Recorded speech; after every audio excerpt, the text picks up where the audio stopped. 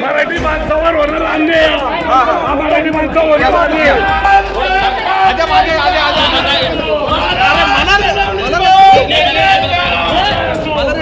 माझी मागणीची मान्य केली। आमचं मत एवढंच आहे की जे काही घडलेलं आहे दोन्ही CCTV मध्ये त्या ठिकाणी आहे।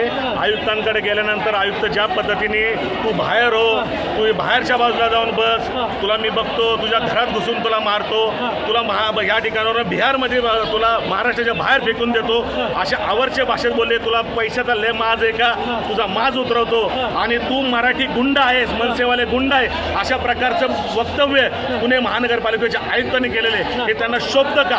माझं एवढंच मत आहे। तुम्ही सर्वांना त्यांच्या अंगावर धावून गेला असा आरोप मी बैठक सुरू, माझं मत परत मत सांगतो, CCTV कॅमेरे काढा, CCTV कॅमेरे काढा, CCTV काय घाबरतात मग CCTV दाखवायला? CCTV दाखवा, CCTV दाखवा म्हणून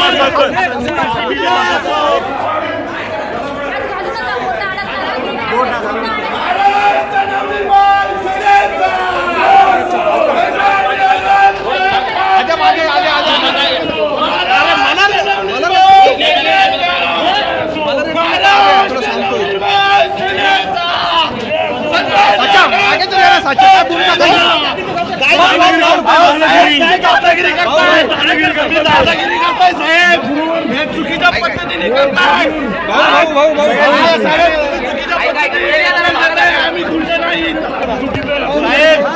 ज्या पद्धतीने आम्हाला ट्रीटमेंट देताय हे खूप चुकीचं आहे साहेब। आज आम्ही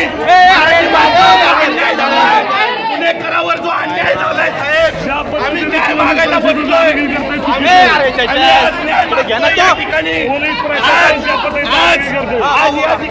न्याय मागायला बसलोय। तुम्ही CCTV चेक करा। आयुक्त जे बोलतात ते खोटं बोलतात। आयुक्त म्हणले तुला घरात घुसून मारील, आयुक्त म्हणले तुला महाराष्ट्रातून बाहेर फेकून देईल, अशा प्रकारच्या आयुक्तांची बदली झाली पाहिजे। पोलीस प्रशासन ज्या पद्धतीने दादागिरी करतोय मराठी माणसावर ज्या पद्धतीने अन्याय होतोय चुकीचं आहे। महापालिकेच्या आयुक्तांवर आलं म्हणून पोलीस दादागिरी करतात, महापालिकेच्या आयुक्तांवर आलंय म्हणून पोलीस दादागिरी करतात। पोलिसांवर गुन्हा, आपलं आयुक्तांवर गुन्हा दाखल झाला पाहिजे, CCTV फुटेज समोर आले पाहिजे। आपण जर बघितलं तर तुम्ही एवढा वेळ धरला, त्यांचं म्हणणं आहे की तुम्ही डायरेक्ट घुसला आतमध्ये, बैठक चालू होती। बैठक जरी लोकप्रतिनिधी आहोत, लोकांच्या प्रश्नासाठी आलोय, CCTV फुटेज चेक करावे। काय मागणी करता आता? आमचं म्हणणं आहे की गुन्हा दाखल व्हावा आयुक्तांवर। का गुन्हा दाखल? ज्या पद्धतीने वागलं ते मराठी माणसावर ते दादा म्हणून गुंड म्हणून म्हणतात।